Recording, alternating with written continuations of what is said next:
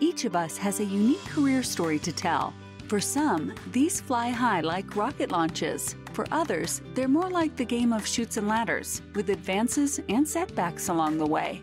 Either way, we learn countless lessons from these experiences, and that's what we put into the spotlight here at Career Sessions Career Lessons. Join discussions featuring a variety of guests sharing their stories of ups and downs, as well as the secrets of their success and what drives them to continue moving forward. We break down the tools and resources that will help you establish your dream career and realize your professional goals. Here's your host, J.R. Lowry.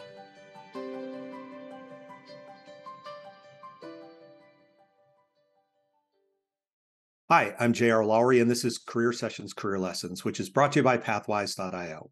PathWise is dedicated to helping you be the best professional you can be, providing a mix of career and leadership coaching, courses, content, and community. Basic membership is free. So what are you waiting for? Visit PathWise and join today. Today, my guest is Greg Martin. Greg is an investment banker, angel investor, entrepreneur, and regular host of a career podcast himself about the world of work and business. His day job involves advising corporate clients and business owners as a managing director with Origin Merchant Partners, which is focused on providing advice around mergers and acquisitions, strategy, and capital raising for some of Canada's best companies. Greg's particular focus is on the food, consumer, technology, and insurance sectors. Greg was also a co-founder of Farmer Prepared Foods, a restaurant and office catering business that transformed into an e-commerce meal delivery company post-pandemic. His earlier career was also in investment banking with stints at several firms along the way. He earned his bachelor's degree in business administration from Lazaridis School of Business and Economics at Wilfrid Laurier University, and he lives in the Toronto area. Greg, welcome. Thanks for joining me today. Thanks for having me, Jer. Yeah, absolutely. Let's start with your day job. I know you've got a podcast that you do on the side. We'll get to that a little bit later, but tell us a little bit about your primary job is. Yeah, so I'm what we call an investment banker, but I'm focused on the advisory side. So my typical day job is helping companies, and typically that's owners and founders when they want to exit their business. So we, first and foremost are helping them with that, conducting a sale process, and ultimately, doing all the steps and consulting them on actually selling their business. And that's what I do as my day job. I started a little bit more broad, and as I've gotten through my career, become that much more niche. And so really that's what we do. Primarily, I work at a company called Origin Merchant Partners, and we're about 50 people across Chicago, Toronto, and Montreal. And yeah, that's my day job. And what industries do you tend to focus on? Personally, food, consumer, and tech a little bit. And that's where I focus. As a firm, we are quite broad and do a lot of things, but that's my niche. Yeah. How did you get into those? Yeah, through a lot of just experience in tough stuff that I've done as well. I had an entrepreneurial stint in a food business, and that was, I think, a lot of what gave me the background as an operator and into that world. It's only a small part of it, I would say. The food world is super complex out there, and so I saw part of it. But over the years, I think, working with companies in my various roles that I've had, I've gotten sort of more and more intimate and more familiar with what goes on there. And so, that's been a lot of where I've just learn more. So I think I can bring, I bring a lot more, I guess, expertise in those areas. At the same time, my background has been in M&A. So I typically, understand really well what it takes, what companies are looking for, the good and bad of making an acquisition, or, the right time to sell and all those things. And that's what we advise our clients to all the time. How big are these companies typically when they're coming to you and looking to execute a sale? Yeah, I'd say like our sweet spot is anywhere from 20, call it the value of the business, the enterprise value of the business would be, anywhere from 25 to 200 million, I would say, is kind of our sweet spot. We go bigger and smaller depending on the situation, but that's most commonly where we provide the most advice and just kind of call it our area of the market at Origin. Are they typically selling to a strategic buyer of somebody else in their industry, or to a private equity, or to some other structure? Both, yeah, I would say both. Again, just going to depend on the situation. You'll have a company where it just makes a lot of sense to go to a strategic, and others where maybe there aren't a lot of strategics, or where a financial buyer, a private equity firm, or someone with a investment horizon that they're looking at, maybe just the ultimate better buyer. And so, in a lot of processes that we're running when we go out and do these sorts of things, we're going to both to try to see who out there is willing to pay the most and come up with the best offer, structure, et cetera, to people that are looking to sell. How much do you get into advising them on right timing, right sale approach, all of those kinds of things? Yeah, it depends on the client. I would say we'd Yeah. always love to be doing that and doing it early, right? Because I think Yeah. you can honestly, some people think about it right when they're starting a business. They, in the early days of, hey, I'm going to start this business, you start thinking about, well, how am I going to exit and where's it going to go and who am I going to sell Right. to? And that may change over the evolution of a business, but really, you can start to get involved and in that thinking really early. However, I would say a lot of clients tend to call us or seek us out when they are pretty close to wanting to do it. And it's Yeah. sometimes not too late in that sense, but where they're just saying, hey, a bunch of things have happened. I'm in a situation, whatever it might be. I need someone to Right. help me now because I want to sell now. And that's Yeah. probably, I would say, probably the more common situation, frankly. What percent of the time do they stay involved after the sale? It's pretty common, I would say, unless you're selling to like your direct competitor, in which case they kind of Mm. want you as a founder out of there quickly. But if that's not the case, then it's quite common to stay for at least 6 months. But in some cases, longer, especially if you're selling to a financial buyer. So Yeah. I'd say it's common. I think more often than not, whoever the founder is sticking around at least a little bit. But the question is more so around how long. And I imagine in some of these cases, there's an earn out, sort of an incentive for them to help make sure it's successful and they get extra funding if they're able to do that. For sure, for sure. Yeah, that's a common structure. Depending on who the buyer is.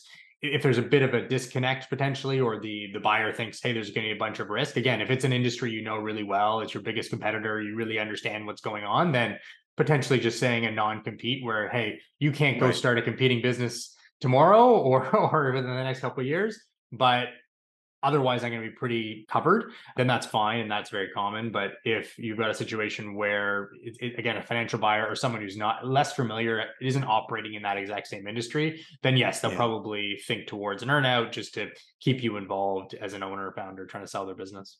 You've been doing this for most of your career. I know you had an entrepreneurial stint in there, which we'll get to in a second, but how and why did you get into doing M&A?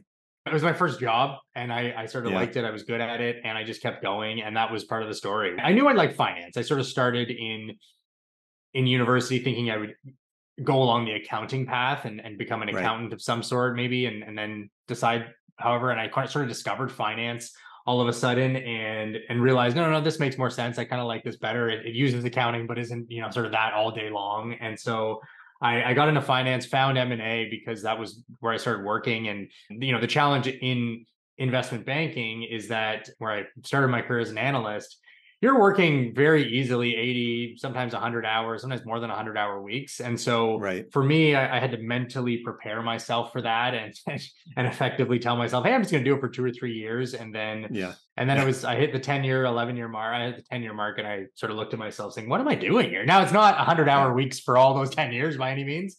It gets better and it changes, but it was kind of a stark change. It was this big thing that I needed, that I had to do. And so that's sort of what led me to thinking about something different, which it turned out to be an entrepreneurial endeavor. Yeah. So tell us a bit about that. It was before I hit the 10-year mark, but I started thinking about it anyways, and I took a big leap and left the job, probably around the 11-year mark. But I had been thinking about this entrepreneurial thing for a long time, and I was kind of struggling with it. I didn't have a business I was passionate about really, or that I really wanted to do, or that I even felt like was going to save the world or make me a billionaire. I don't know, however you sort of get into these things. And so, but I knew Yeah. I liked the food world, and I had done a bunch in that space. And so I said, all right, well, at the very least, even if this business isn't super successful, I was already sort of thinking about kind of the downside going into it. At least I'll learn a lot about the food world. And so we started a Right. business. I partnered with a couple of people. One was an operator who was going to effectively run this business and did. And it was a catering and restaurant business. So we were a restaurant for lunch, and we did a ton of office catering. We started the business. I spent a bunch of time there, but I was still doing my day job. I was sort of half time there for a while, just sort of helping them out. And I reached a certain point where I just had to, I felt like I wasn't doing it justice. I needed to actually take the plunge. And so I quit and spend a bunch of time in more acutely in that business. And it was actually a really good experience. I felt like I had an impact on the business. We were improving things, the profitability of we were actually kind of getting somewhere. Then the pandemic Right. hit. And Right. it was just squarely like we were offices, like we were office lunches and office catering. And as soon as that happened, within a week or two, I just knew we were done for. It wasn't, even Mm. if people came back to work, it was still going to be really challenging for our business to be what it was. And so we started to pivot and do home delivery and these other things, but it was really challenging. And so I found myself sort of, as the pandemic developed, going back into investment banking because I knew it, because I had an expertise there. And amongst all of that, sort of learning about myself and the world of work and what I was looking for with a job and all those things. And I ended up starting a podcast in amongst all that as well, because I was kind of going through this. I was talking to a lot of people who were, call it in their mid 30s as well, and my peers who were having the same challenges about, their careers and what they wanted to do and what they were doing and where they were going with everything. And so that's what sort of led me to the podcast and ultimately led me back to the world of investment banking. So did the company end up shutting down, or is it still going in some form? No, I sold parts of it and then shut down the rest of it. We kept going for a while, even after I sort of returned to investment banking, but it was just too hard. It was really a new business in a ever-changing climate, which just was really challenging to do. And it kept me up it really kept me up at night. Yeah. And I just couldn't spend the time that I needed to make it the right thing. And I'd almost felt like I had gotten all I wanted to or could at the time through. I mean, it was really stressful to kind of go through this pandemic, not knowing what was going on, not knowing how much it was going to cost you and what was going to happen to your business and people were going to buy your product and all that. So for me and my almost mental health, I had to ultimately just sort of leave and stop. And it wasn't easy though. Once you have a business, it's not as easy as a job of just quitting and moving to a different city or something. It's a lot more to it than that. And so, it took a lot of steps to ultimately exit, but it's essentially done now. Apart from all of that, what do you feel like you got out of your entrepreneurial journey? It was my MBA, effectively. It was a lesson in all things business. It was a bit funny, I think, in many ways, as a investment banker. Really, I'm a consultant. I was a consultant. I'm a consultant. And, felt silly telling people what to do when you've never done it yourself. And so I, at some point, wanted to go do it for myself. And so, which is what I did. And I think just wearing so many hats, doing so many different things, seeing that whole cycle of, starting from scratch, going up into a real business, falling apart, trying to build all that stuff, dealing with people, dealing with customers, suppliers. It was just this incredible experience of stuff that it's even hard to tangibly say what I learned other than how to run a business and how to be an entrepreneur. Right? That's really what I learned, but there's so many things within that I did learn. And so you kind of take those away. And I do feel like coming back to really the same world that I was in before, a different person, because I've learned so much kind of doing that. And again, it's hard to tangibly tell you what those things are, but it just feels different. It feels like I've got a different perspective, which is probably the biggest thing. You go from an environment, you've got an office, you've got an assistant, you've got all the support staff, to help you, you've got analysts. And then it's like you and your co-founders basically, especially in the beginning, I would imagine probably had to set up everything yourselves and do a lot of different things yourselves, and you become a jack of all trades very quickly. Exactly. And so there's good and bad, right? There's some benefits of that, especially when you're trying to learn, especially if you're in a certain stage of life, especially if you really want that. And if you don't. Yeah. And so I just see it now as pros and cons. And for me, looking back, it was something I had to do. It was something that I couldn't get out of my head, that I would have been kicking myself if I had never done it. But at the same time, it didn't really work out for me in many ways. Maybe it did. Maybe it did work out in a different way. The business itself didn't work out. It wasn't this huge successful thing. I don't know if that would have changed if the pandemic didn't happen. I honestly don't know, but it was, a great experience to go through. And, I do encourage people still, if they really, really want to be an entrepreneur and to think about it hard, especially if they are kind of like me. And at the same time, though, it isn't the be all end all. I don't think, I think we tend to romanticize entrepreneurship in many ways because we hear a lot about, just in the business world and the newspapers and the media, about all the great stories and all the the accolades and all the good things people do. But it's a lot of work. There's a lot of stuff going on there. There's a lot of failures, and that part we don't always sort of hear about. Well, there's a reason they call unicorns unicorns. Incredibly, but they don't seem that rare when you listen to the media, right? But they are. Well, I mean, if you think about it in the context of, I don't know what the stats are in Canada. In the US, there's something like 10, 12, 14 million small businesses out there in the United States, and maybe 100 of them ultimately would grow to become sort of billion-dollar plus valuation companies. And so it is pretty rare, but those are the ones you always hear about, right? It is. The PayPals, the Googles, the Facebooks, et cetera, et cetera, et cetera. So you mentioned you started a podcast during the pandemic as well. Was it really just stemming from kind of comparing notes with people of your age about sort of where they were in their careers and whether they were thinking about doing something different, or was there something more to it than that? Part of the rationale at the time was in the pandemic, I hadn't been talking to people the same way. Yeah. And I was sort of all of a sudden doing these calls like a podcast. You're effectively just, hey, Yeah. we should catch up. We haven't talked in a while. And then I realized Yeah. I should record these. And the topic of conversations I was having was a lot about this, was about, Yeah. my career and what I did, and then, whoever I was talking to and what they were doing. And it's incredible. Like, there was a friend that I have that's a cardiologist, and I had him on the podcast, and it's crazy what you have to go through to be a cardiologist out there. There's a lot of training, validly Yep. so.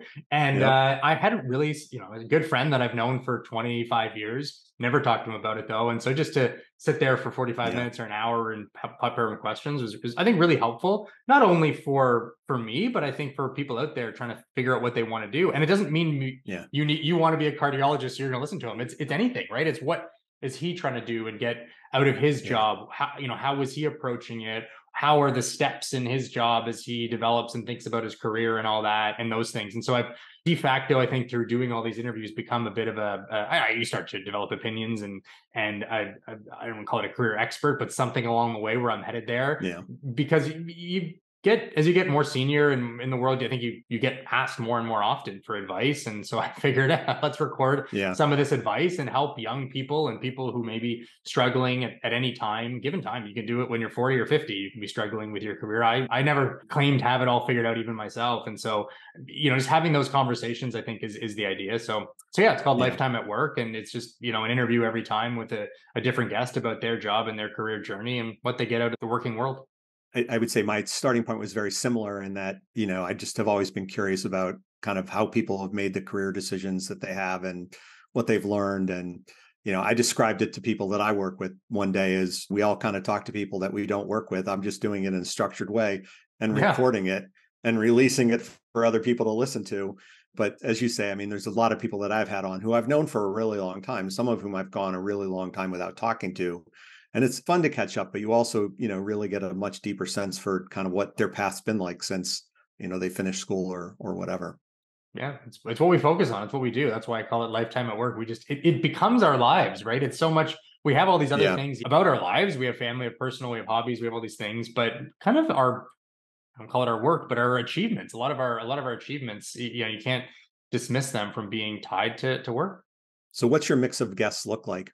As I've evolved, I've tried to tone it in a little bit. I would say, I was more scattered probably at the beginning of just talking to anyone. I had a cardiologist. I had an Olympic figure skater on. Like, I just did, various different types of guests. And I think where I've headed to lately is a lot more into the business world. So, kind of niching into, okay, having a lawyer, a marketing person, an HR person, and trying to get, really though, in a lot of ways that, where I'm headed more and more so are towards sort of business leaders, and really, Yeah. the moves that they've made and how they've gotten there. It's interesting and actually really hard, I find, in some ways, to break through. And you can break through like the what really got them there. And Yeah. and I find that, like you mentioned unicorns earlier, you listen to these interviews, because they're everywhere, of a founder of a unicorn, and they're very nonchalant about it, right? They don't really tell you what there was some clear things they were really, really good at or really had to do to get to this point of being an incredible company. And as you do have to do if you're trying to become a CEO of a large corporation, like there's breaks you have, there's kind of niches you do, but to actually get that from people is really hard. And so I think some of the secrets and the advice or whatever is sort of what I'm trying to get to. And you don't always get at them. I mean, sometimes people have their guard up and you can't penetrate and you just don't know. But ultimately, I think what I hope to try to take away from each episode is just advice from that guest, but what they've done, what they suggest that you do, if you are in that zone, if you do want something like what that person has, or a lifestyle that Right. person has, and getting an insight into it is interesting, because I mean, there are just so many different types of jobs, so many different avenues out there. Exploring them, I think, is helpful, because it's hard to know really what's out there for us all. Exactly. How many episodes in are you? So I think I've recorded about 50. So Yeah, I'm creeping up on 100. I've got a rhythm at this point. I would never describe myself as a professional interviewer, though. No, do you listen to them again? I guess after Yeah, pretty much. it's Yeah, helpful. It's helpful yeah, to listen to yourself. You work on your speaking skills. You notice things. yeah, I'm probably my biggest critic ultimately. I guess my wife as well. She'll always let me know things or tips or whatever to getting it through to people. But yeah, it's an interesting kind of skill that you never thought you would need or have, or you're not quite sure who makes a good interviewer or who not. And I think part of it though also comes with a guest and them being open and clicking and connecting with them, which isn't always easy as well. yeah, yeah. And it takes work. I mean, I put typically probably an hour into just prepping questions and thinking about what I want to cover with this person and how it's going to kind of build on what I've previously covered with other people, so that there is something different about each episode. So Totally. works better sometimes than others. So I know one topic that you talk about is the future of work. You were certainly affected personally by the pandemic. We're, coming up on 4 years about since it started. And I feel like we're kind of still finding our way into this, world of remote work and hybrid work and all of that. A lot of debate about whether we're going to go back to like a full in office norm or whether, remote and hybrid will stay. What's your sense of things? It's hard to say. It's so tied to the business and the organization, whatever. I think over time, though, what's going to happen is that for the work from home or location, is that there will just be people who want to work from home and they will go down a path and think about a career where that can be true. And there will be Yeah. people who hate that and who want to be a part of a company and be there in person. And maybe it's not 5 days a week, but it's often, and they will head down a path for them. And even if you are, say, an accountant, there will be accounting firms that are tailored well towards people who want to work anywhere, and there would be Yeah. some that want to work in an office, and that would just be how we think. It's hard right now to think that way because we are just not sure, and companies are Yeah. still trying to figure it out. My company, 50 people, and we've got a few different offices. We don't know. We're still trying to figure it out because what's happened is people within our organization have very different perspectives. Some really like and have really enjoyed the work anywhere, work from home, and others are hated. And Yeah. so you have these organizations that haven't been constructed with that in mind. We built the company mostly before that, and so now you kind of have this big change, and now everyone's a little bit different, and so and Yeah. trying to align, and even how we work within our organization, like the office setup is changing. And so I think that will continue to evolve over time. It's kind of interesting though. I think like it's one of these topics that I can't get enough of because it Yeah. doesn't really have an answer. It's going to be one that is just, we're iterating, we're trying. It's going to be different depending on the company, and it's kind of remnants of the pandemic left us. Certainly there are companies out there that have really committed to being and staying remote. They're probably more the exception than the rule. I heard a Microsoft statistic probably from like a year ago that at the time, I think 13% of jobs that were posted on LinkedIn were fully remote jobs, and 50% of the applications that were put in against all jobs were for those 13%. So, Right. there certainly was a lot of interest in people and being in those remote places, and there just, there weren't nearly as many jobs. I guess we'll see, as you say, how things play out as we all kind of continue to find our way back into it and norms around it and, how you handle hybrid meetings and all of those kinds of things. So yeah, we're still trying to figure it out. Honestly, like, what's the right balance? And it's again different for every organization. But it's interesting because you feel like if that's the case, 'cause that's a really cool stat that more companies who had a that could be an effective tactic as long as you can still operate and Yeah. still kind of make money and have a business plan that works on that basis. Then why not, right? Why not try to offer that work from home as being a perk to an organization and retain people that way? But I guess it's not always so Yeah. simple. Not always so simple. Yeah. I mean, some industries obviously just doesn't work. Doesn't And work. other industries, it just maybe the company culture just doesn't really support it. And everybody's got a different opinion on this one. So we'll see how things shake out. Yeah. There's been a lot of talk also about the idea of the balance of power between workers and companies. You've probably seen, I've certainly seen from living in London, just looking back at the US, that the sort of unionization efforts at places like Amazon and Starbucks and strikes in the automotive industry. It seems like unions are having a little bit of a rebirth. Do you feel like in your conversations with the business leaders and others that you talk to, that the balance of power is tipping more in favor of workers?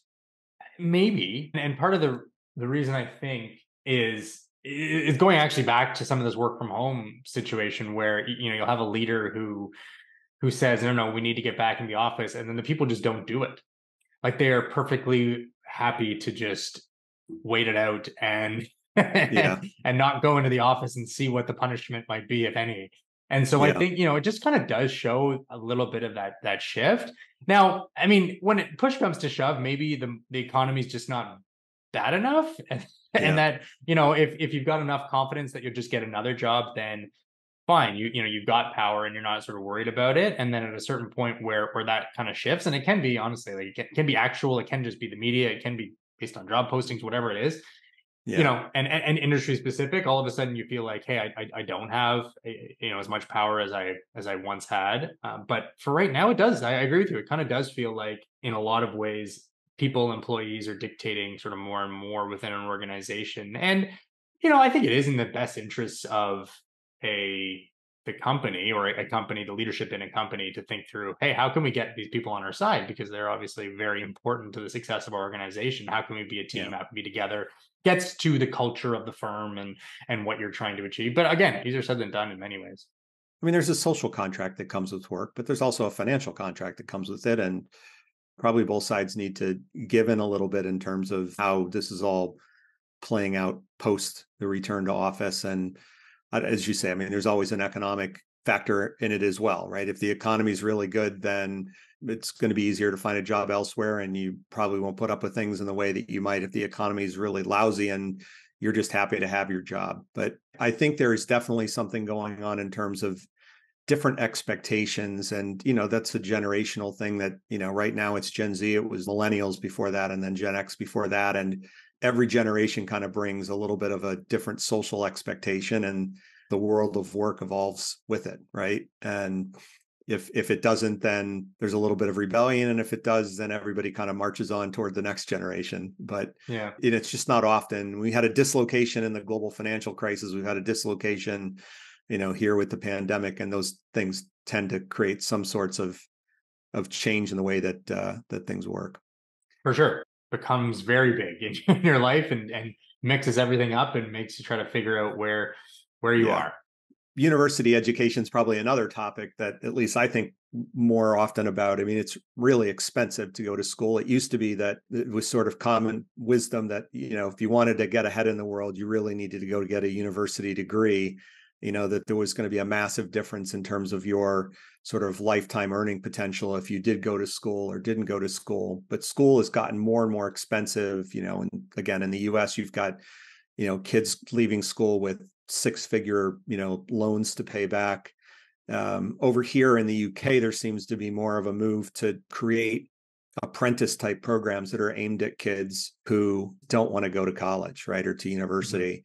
And, they get them in and they kind of teach them the ropes while their peers are off at university. And the idea being that, by the time they hit sort of 3 or 4 years, they're 21 or 22 years old, they can kind of start on an even footing. They just got their training on the job. What's your take? Again, does this come up in any of the conversations that you have, in your podcast or with some of these business owners or your friends, who may be having kids approaching, university age? It's interesting. I would say, and I have one friend that I'm thinking of in my head. I went to high school with him. He went to university. He wanted to leave university, and his parents wouldn't let him. They said, no, you have to, we're paying for it. Don't worry. Like, you just finish. What you need is a university degree.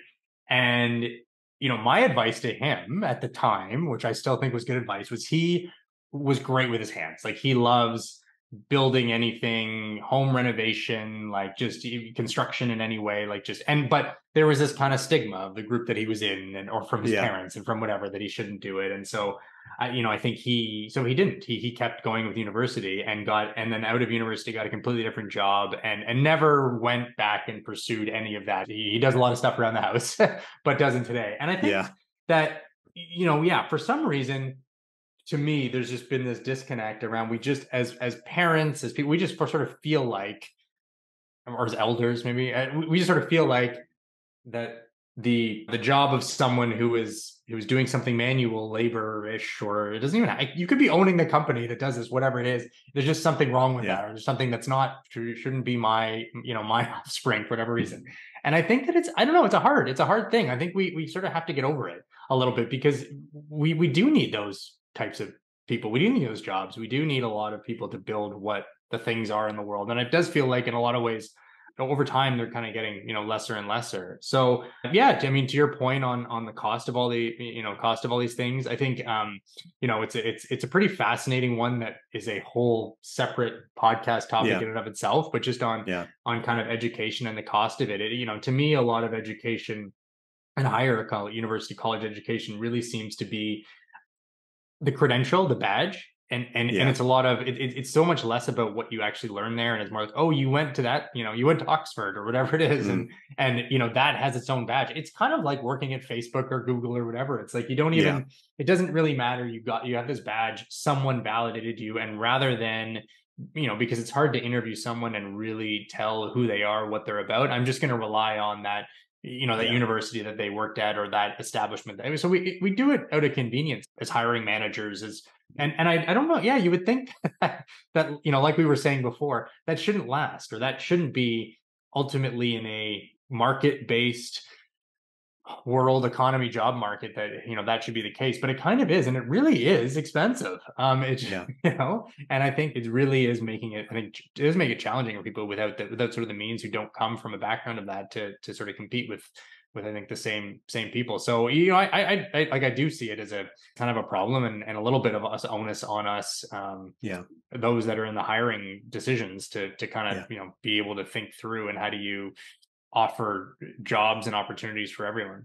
I mean, we've pretty much banned putting educational requirements into a job description, when you're posting something online, unless it's literally like for a new grad, because if somebody's 5 or 7 years out of school, right? Like, does it really matter where they went to school? I mean, what really matters is how they've adapted to the work world and what they're able to achieve.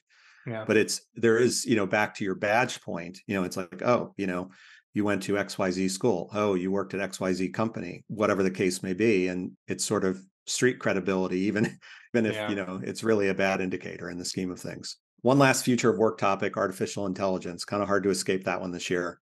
Obviously, it's been out there for longer than just this year, but really with ChatGPT kind of getting into all the news, right around Christmas time last year. And just, it's been a huge explosion since then.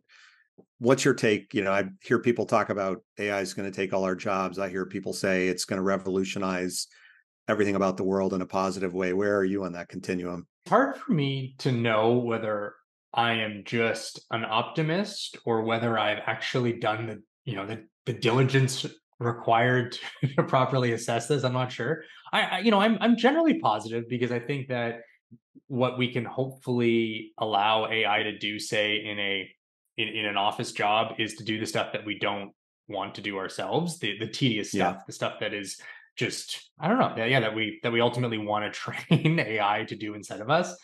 Yeah. Now, there's obviously limits to that. If people are going to get replaced, for sure. I think ultimately, if a computer can do something better, then there's more and more reason to do that. I think there's going to be a cost advantage, but at the same time, I think it will keep us on our toes, for sure, in terms of having to find sort of the next thing.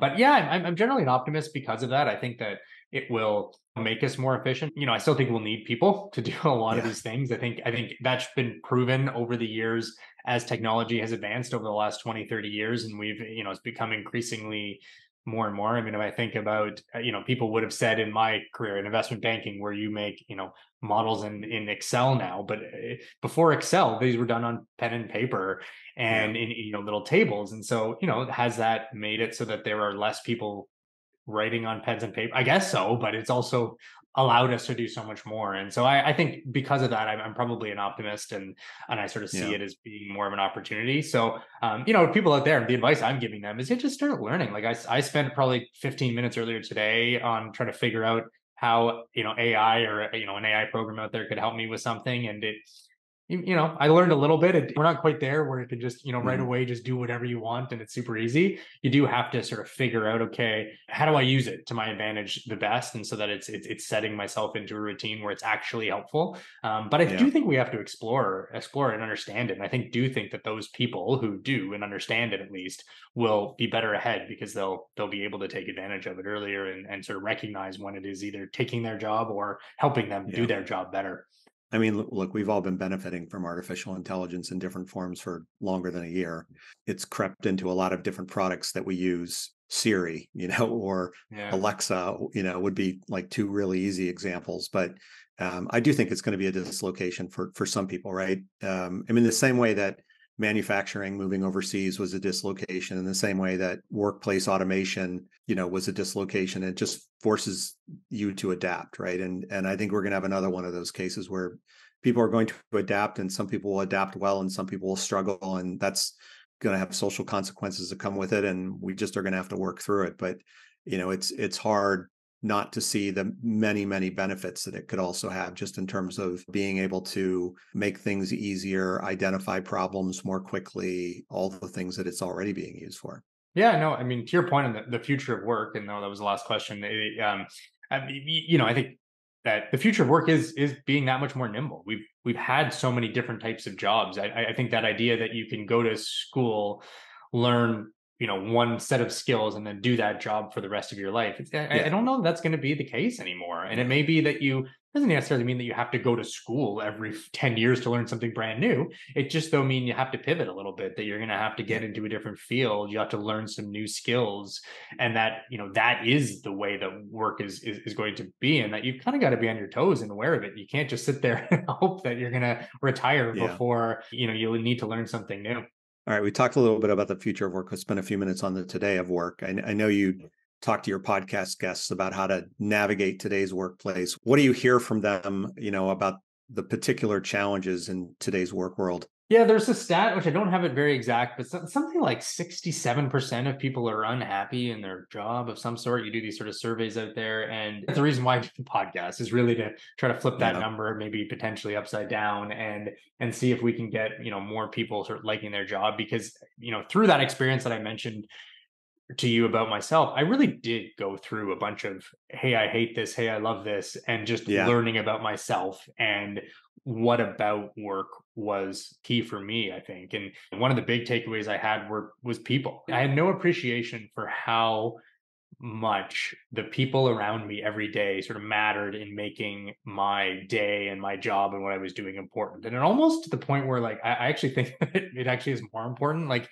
in our heads, we sort of think about, well, I want promotions and I want more money and I want, you kind of think that way, prestige, I don't know, these other things. And maybe it should actually be a lot more about, like, well, I want to be around these people because they're fun and they challenge me and they're, it's sort of those things. And I really sort of realized that. And so I think that we all are out there trying to figure out how to like our jobs, how to get through whatever we're doing to, and I don't be fulfilled by work. And so, I think, listening to people and hearing how they're doing it and their perspectives and all that are super important. And I do think, trying different things is helpful as well, because, with each new thing that you do, with each new yeah. position, whatever it might be, you learn more about yourself, you learn more about the world of work. And so, a little bit too with the podcast as I'm interviewing people, I'm trying to get that as well from them is, hey, what Yeah. did you do and why did you do it? And what did that teach you? And maybe that is a mistake or an experience I need to do and make. I mean, that statistic that you quoted, it probably is Gallup.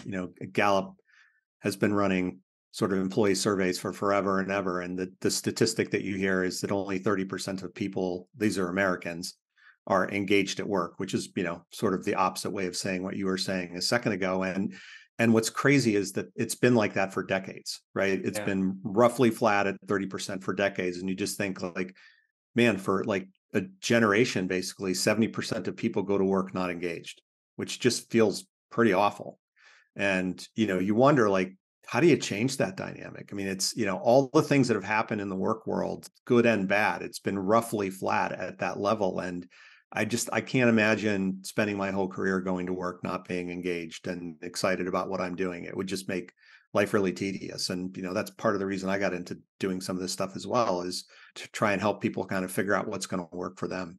Yeah, I talk to people all the time with my job and the podcast, and one of my pet peeves is when it's a Monday and people are really upset about it, or it's a Friday and people are really happy. And I'm trying to instill upon people that you can have them all be good, and you can have them, yes, there are going to be days that you don't like and days that are better than others, but that it's, just not a default that, hey, the work week is over. Because I do think there's a lot you can get out of your job. And that's sort of where the big thing that I've come away with in listening to and talking to and interviewing all these people through my podcast is that you can achieve a lot of these things that that you're trying to get out of life. You can learn a lot about yourself. You can achieve a lot. You can do all these things through your job, and that provides a ton of satisfaction, as long as you align it right. And unfortunately, the unfortunate part is a lot of it is in our heads. And that almost makes it harder. It's not so easy as just getting a new job and this job will all of a sudden be the holy grail of whatever. Unfortunately, a lot of it is in your own head, and you have to be able to look at yourself and say, okay, well, why am I so unhappy today? Or, what is wrong with this? And how do I change my frame of mind? And that's actually really hard to do. You need to really have a great awareness. You really have to know yourself. You have to talk to people. There's all these things you need to do. And even then you may still be in that situation. So it's not easy, but I do think that it's out there. I do think what we should strive for, though, is really liking what we do and just getting out of it. Again, you're not going to love every day, but to enjoy the journey, enjoy the battle, enjoy the day to day, which I think is important just for life. Absolutely. Where does all this leave you in terms of any final advice that you would want to give our listeners? I think that's a pretty good point to leave on, is this idea of finding sort of what you like. And a piece of advice I would ask people to do is especially when you're unsure, is just talk to the people that are around you, that know you, your good friends, your neighbors, your family members, whomever might be around you, and just have a genuine conversation with them about your career. And I know that sounds pretty easy, but just spend 10 minutes, 30 minutes, whatever, laying out to them, okay, here's what I want to achieve. Here's where I'm at to date. Here's what I'm thinking, and whatever, as honestly as you can. And you'll be shocked if you do that with, 5 people that they're all going to tell you the same thing. And it's going to be, and the first time you're going to say, I don't know. And then, eventually you'll sort of realize that it's super obvious. And I don't know, I just found that over time that people really know you, and we overthink ourselves. And that if you can lay it out for others, and even just saying it out loud 5 times or whatever, really will help you in understanding, hey, should I leave my job? Should I get a new one? How do I like this job better? How do I deal with this problem that I'm having? So, use the people that are around you. And in some cases, it's even the connection that you make with that person, that neighbor, that family member, through having that conversation, that is what you're actually looking for. Just doing that is what we're striving for, because again, it's kind of this learning experience for all of us. Good advice to close on. Thanks for doing this with me. Thanks for having me on the podcast. It's your podcast seems, has a lot of similarities to mine for sure. So I'm sure hopefully your guests found this helpful, and thank you. I want to thank Greg for joining me today to cover his work in investment banking, his entrepreneurial journey, his career podcast, his thoughts on the future of work, and a little bit of his thoughts on navigating the current world of work. If you'd like to make the most of your career, visit PathWise-io and become a member. Basic membership is free. You can also sign up on our website for our newsletter and follow us on LinkedIn, Facebook, YouTube, Instagram, and TikTok. Thanks. Have a great day. Thank you for listening to Career Sessions, Career Lessons. We hope the nuggets of wisdom shared today help guide your path to the successful career of your dreams. This podcast series is part of PathWise-io, which is here to help you live the career you want. We provide a comprehensive mix of career and professional development events, insights, tools, and exercises backed by a group of leading coaches and other career management experts. If you aspire to something more or just something different in your career, join us at PathWise-io. You can find us on LinkedIn, Facebook, and Twitter. See you again on the next episode.